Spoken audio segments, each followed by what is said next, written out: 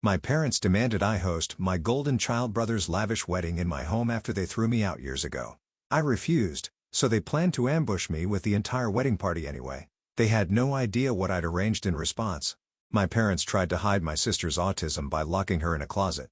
So I fought the entire family and the system to save her life, only to discover the family secrets were even darker. My sister was 8 when I first noticed how much she hated eye contact.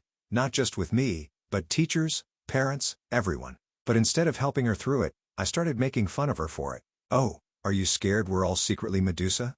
I'd say, while pointing and laughing. But then things took a turn. Whenever I tried to be sarcastic, she would start crying and say, "Stop, stop. I don't understand what's going on." Or one time when we were at the mall, she had a full breakdown because she could feel a rock in her shoe. It was then that I realized she most likely had autism. But instead of telling our parents, I tried to get her diagnosed myself. You see, I was 18 at the time, and I knew telling our parents meant them trying to beat the autism out of her. Yes. I know they are crazy. Luckily, the school counselor was extremely helpful, and after a few months of meeting in secret, she was finally diagnosed with autism. It was actually a relief because at least now I knew how to better take care of her. So in secret, I'd teach her how to stim subtly by encircling her thumb around her finger under her sleeve so our parents wouldn't see. And I even bought her noise-canceling headphones that she could wear whenever she felt overstimulated. Looking back, I don't know why I thought that this was a bulletproof long-term plan. I just thought I knew more than I actually did. So when Lacey turned 12, I told her we were going to watch her favorite movie in front of our parents. Immediately, she started flapping both of her hands super hard like a bird and screamed at an abnormally high pitch for someone excited. A wave of heat washed over because I could practically feel the confusion radiating from my parents. So I began to mimic her exact verbal and physical reaction, pretending it was a quirky inside joke. But over the next few weeks, I wasn't home as much because I took up more shifts to pay for Lacey's therapy. So my parents were actually interacting with her for the first time. Well, girls with autism are typically better at masking, so I thought everything would be fine, but it wasn't. One day, Lacey called me while I was at work, something she had never done before. When I picked up, she was crying harder than ever. And in between the ASBs, she was begging me to come home. That's when I heard a yelling in the background, and she hung up the phone. My heart stopped. The drive home was 30 minutes, but I made it in 20. I immediately ran up the stairs looking for Lacey, but as I did, I heard a faint banging. It was coming from the closet underneath the stairs. My parents were in their room watching TV, so I don't think they knew I was home. I quietly opened the door and Lacey ran out, jumping into my arms. I immediately shushed her and she just nodded like she understood. So there I was, with a 12-year-old girl with low-functioning autism, not knowing what the F to do. But I knew one thing. My parents were worse than I thought, so I quietly carried her out to my car.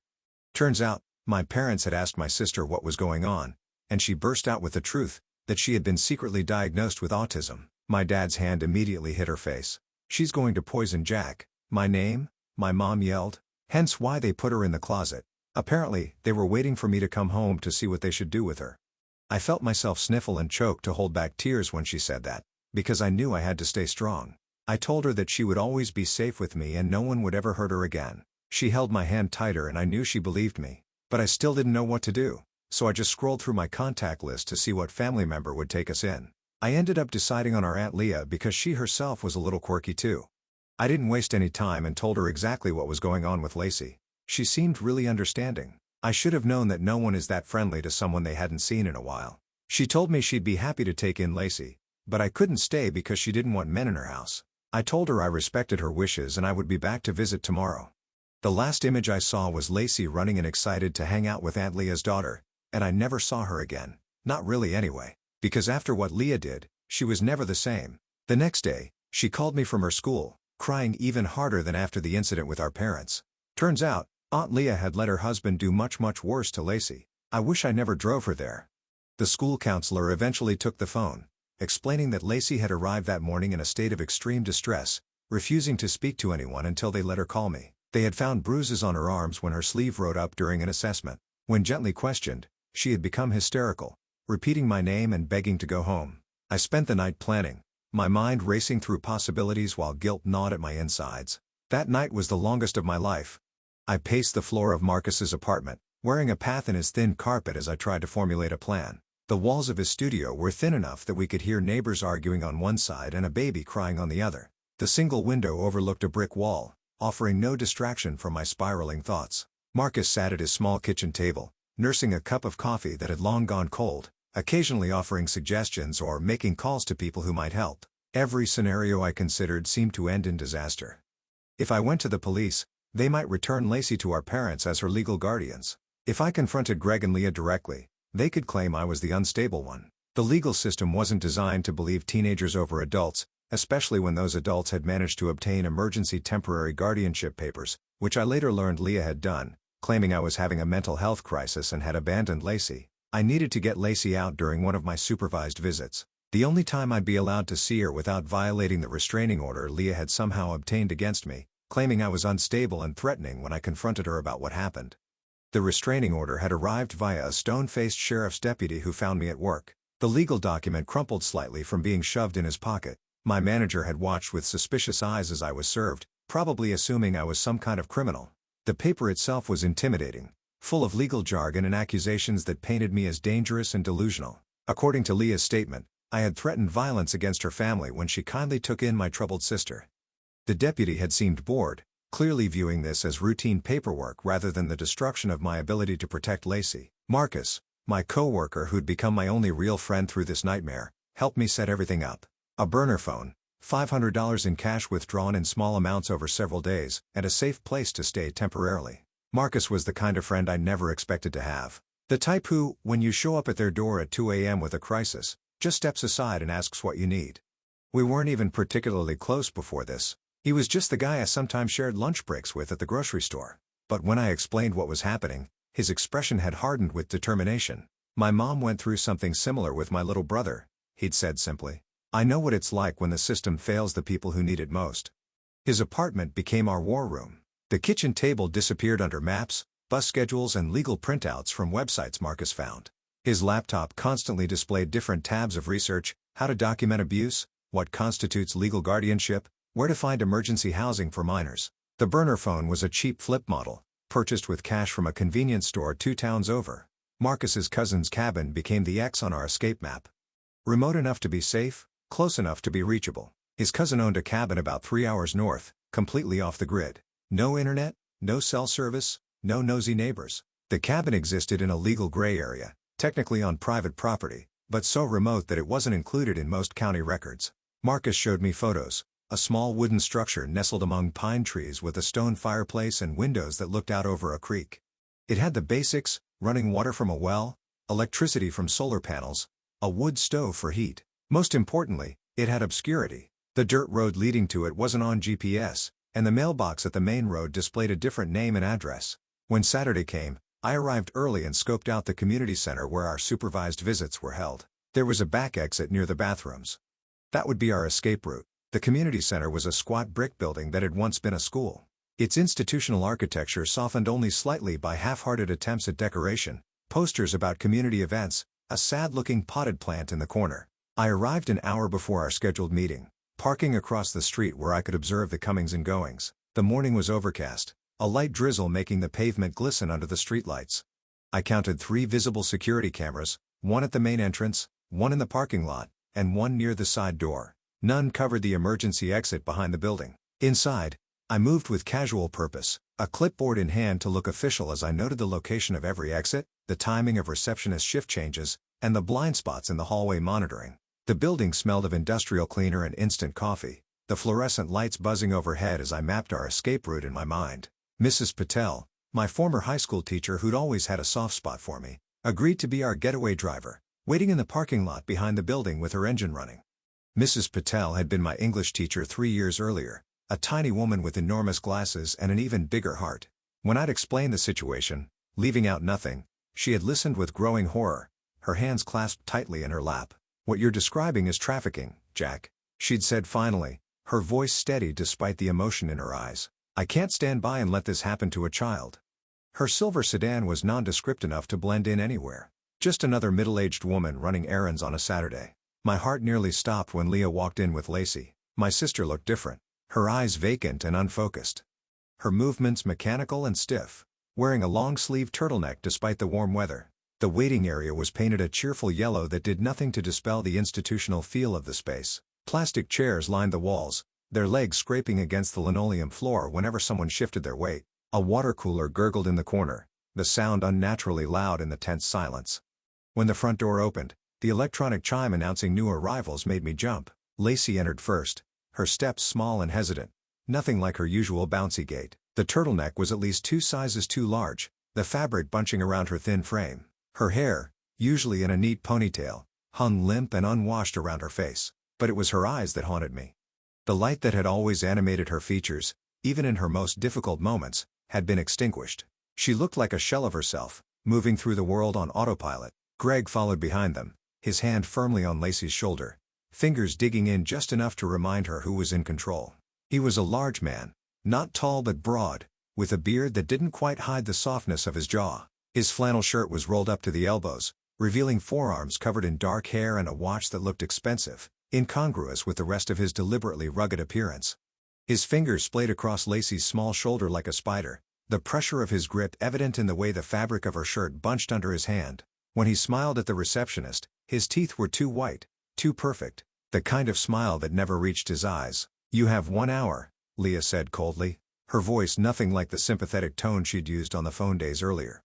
Leah had transformed from the quirky spiritual aunt I remembered into someone unrecognizable. Her flowing clothes had been replaced by a tailored blazer and slacks, her long hair pulled back in a severe bun.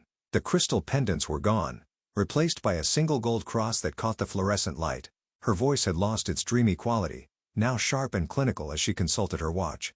The smell of expensive perfume surrounded her, something with sandalwood and vanilla that seemed to fill the small waiting area. Tanya, a tired-looking social worker with dark circles under her eyes and a permanent frown, nodded at me. "Please stay in this room at all times. If you need to use the restroom, I'll accompany Lacey to the waiting area." Tanya looked like she had seen too much in her career. Her posture perpetually slumped, her clothing practical but rumpled as if she'd slept in it. Her clipboard had coffee stains on the edges, and she chewed her pen cap as she made notes about our interaction. The room she led us to was small and deliberately cheerful. In that way, spaces designed for difficult situations often are. Bright posters about feelings on the walls, a bookshelf filled with worn board games, chairs arranged in a circle to facilitate conversation.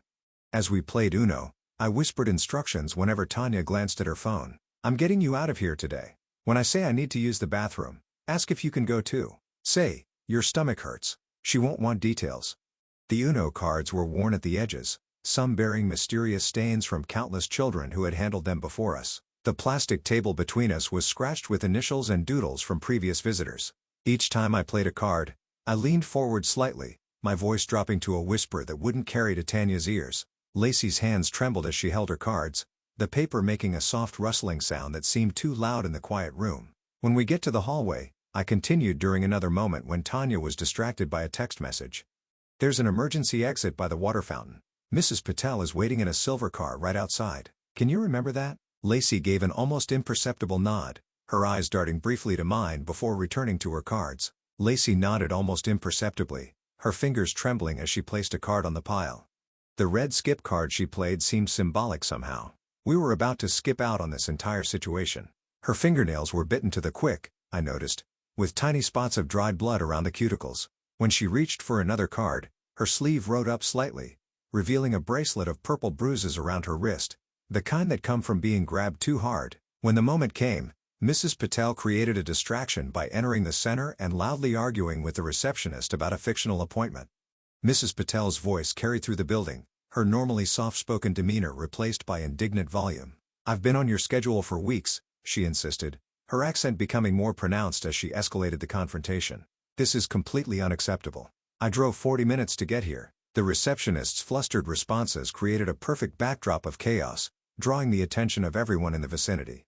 In the commotion, with Tanya momentarily distracted by the raised voices, Lacey complained of stomach pain and asked to use the bathroom. "My stomach really hurts," Lacey whispered, her arms wrapping around her middle in a convincing display of discomfort. Her face contorted slightly, eyebrows drawing together as she shifted in her seat. "I need to go to the bathroom right now." The urgency in her voice was perfect. Not overdone, just a child in genuine discomfort. Tanya hesitated, glancing between us and the front desk where the argument was escalating. "Fine." Quickly, she said, leading us toward the hallway, but keeping her attention split between us and the commotion. The hallway was long and institutional with scuffed linoleum floors that squeaked under our shoes. Motivational posters lined the walls, Faded images of eagles soaring and mountains being climbed with phrases about perseverance and teamwork. The bathroom was at the far end, past the water fountain that gurgled and sputtered each time someone used it. Tanya walked slightly ahead of us, her attention divided between her vibrating phone and the commotion at the front desk. As we passed the emergency exit, I grabbed Lacey's hand, and we sprinted through the door, the alarm blaring behind us as we raced toward Mrs. Patel's waiting car. The emergency bar was cold under my palm as I pushed it with all my strength, the door swinging open with a rush of fresh air and freedom. The alarm was deafening, a high-pitched wail that seemed to physically push against our eardrums. Lacey flinched at the sound but kept running, her small hand clutching mine with surprising strength. The parking lot asphalt was still wet from earlier rain, our feet splashing through puddles as we sprinted toward the silver sedan idling exactly where it was supposed to be. We made it inside just as Leah reached us, her face contorted with rage as she pounded on the windows and screamed that this was kidnapping, that I was mentally unstable, that she'd have me arrested. Leah's fists made dull thuds against the car window, her manicured nails scraping against the glass like claws. Spittle flew from her mouth as she screamed, her carefully constructed facade of normalcy completely shattered. Behind her, Greg was running across the parking lot, his face purple with rage, a security guard trailing behind him looking confused about who to stop. Mrs. Patel calmly drove away, her hands steady on the wheel as Lacey curled into a ball on the back seat, hands over her ears to block out the noise. "Seatbelts, please," Mrs. Patel said calmly, as if we were simply leaving after a normal visit rather than fleeing a potentially dangerous situation. Her hands never wavered on the steering wheel, her speed exactly at the limit as we pulled onto the main road. In the rearview mirror, I could see security guards pouring out of the building, Leah gesticulating wildly as she pointed in our direction, but Mrs. Patel simply turned at the next intersection, putting a building between us and our pursuers. The cabin was small but comfortable, hidden among dense pine trees that filtered the sunlight into dappled patterns on the wooden floor. The scent of pine sap and wood smoke greeted us as we entered, the door creaking slightly on its hinges. Inside, the main room combined living area and kitchen, with a stone fireplace dominating one wall. The furniture was mismatched but sturdy, a plaid couch with a handmade quilt folded over its back, 2 armchairs with worn leather seats, a wooden coffee table bearing rings from countless mugs. The kitchen consisted of open shelving stocked with basic supplies, a propane stove, and a sink with a pump handle. 2 doors led off the main room, one to a small bedroom with bunk beds, the other to a bathroom with a clawfoot tub and a composting toilet. After Mrs. Patel left the next morning with promises to return with supplies in a few days, I sat down with Lacey at the small kitchen table. "We need to talk about what happened," I said gently, pushing a mug of hot chocolate toward her. The morning light streamed through the windows in dusty beams, illuminating the steam rising from our mugs. Outside, birds called to each other in the trees, their cheerful sounds a stark contrast to the conversation we needed to have. The wooden table between us was scarred with years of use, initials carved into the corner, burn marks from hot pans, a watercolor stain that had never quite dried properly. Lacey's hands started doing the thumb-circling thing beneath her sleeves, her eyes fixed on the steam rising from her cup. "They'll find us," she whispered, her voice barely audible. "Greg said he always finds bad girls who tell secrets." Her voice had a hollow quality that hadn't been there before, as if something essential had been scraped out of her. The thumb-circling had become more pronounced, more desperate, no longer the subtle self-soothing technique I'd taught her, but a frantic movement that seemed beyond her control. Her hot chocolate remained untouched, the marshmallows I'd added slowly melting into a white swirl on the surface. Slowly, painfully, she revealed what had happened during those 3 days at Leah and Greg's house. Greg had been coming into her room almost every night. Leah knew she'd sometimes stand in the doorway watching, her face expressionless. The cabin grew silent as she spoke, even the birds outside seeming to hush as her story unfolded in halting fragmented sentences. The sunlight that had seemed warm and comforting earlier now felt harsh, exposing as if spotlighting our helplessness. I had to force myself to breathe normally, to keep my expression calm despite the rage and horror building inside me with each word she spoke. "He said it was therapy," she whispered, her eyes never leaving the table. "That he was fixing me. That this is what happens to girls who are different." Her voice broke on the last word, a single tear splashing onto the wooden surface between us. "She told me I deserved it," Lacey said, tears streaming down her face. "That I was broken, and this was my punishment for being different. That normal girls don't act like me." The cruelty of those words hung in the air between us, almost tangible in their viciousness. Lacey's shoulders hunched forward as if trying to make herself smaller, less visible. Her tears fell silently now. Years of learning to cry without making noise, evident in the way her body shook without sound. I recorded everything on my phone and took pictures of the bruises on her arms and legs. We needed evidence to build our case to ensure she would never have to go back there. The documentation was clinical, necessary, and heartbreaking. Each bruise told its own story. Fingerprints on her upper arms where she'd been grabbed too hard, circular marks on her legs that matched the end of Greg's cigarettes, the ring of bruises around her wrists from being restrained. The cabin's bathroom had the best light, so we used it for the photographs. The ancient medicine cabinet mirror reflecting my grim expression as I carefully catalogued each injury. Lacey stood still throughout the process, her face blank as if she had mentally transported herself somewhere else. Through Mrs. Patel's careful networking, I connected with other families with similar stories. Leah and Greg had a history of taking in vulnerable relatives, isolating them, abusing them, and then using threats and legal maneuvering to silence anyone who questioned them.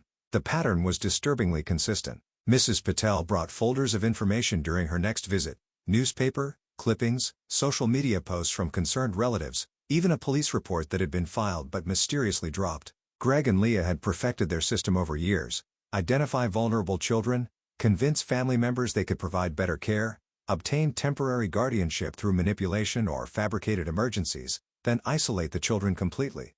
Their home was always just remote enough to make regular check-ins difficult, but not so isolated as to raise suspicion. I reached out to Miss Bennett, the school counselor who had helped Lacey get diagnosed. She brought Lacey's school records and introduced us to Dr. Catherine Barnes, a pediatrician who specialized in abuse cases involving children with special needs. Miss Bennett arrived at the cabin on a Tuesday afternoon, her car carefully parked behind a stand of trees to avoid being visible from the main road. She brought not only Lacey's records but also supplies, books appropriate for Lacey's reading level, sensory toys that might help her process trauma, and a weighted blanket that immediately became Lacey's security item. The familiar scent of Miss Bennett's herbal tea filled the cabin as she spread documents across the kitchen table, creating a timeline of Lacey's development and the interventions that had helped her. Dr. Barnes documented the clear evidence of physical and sexual abuse.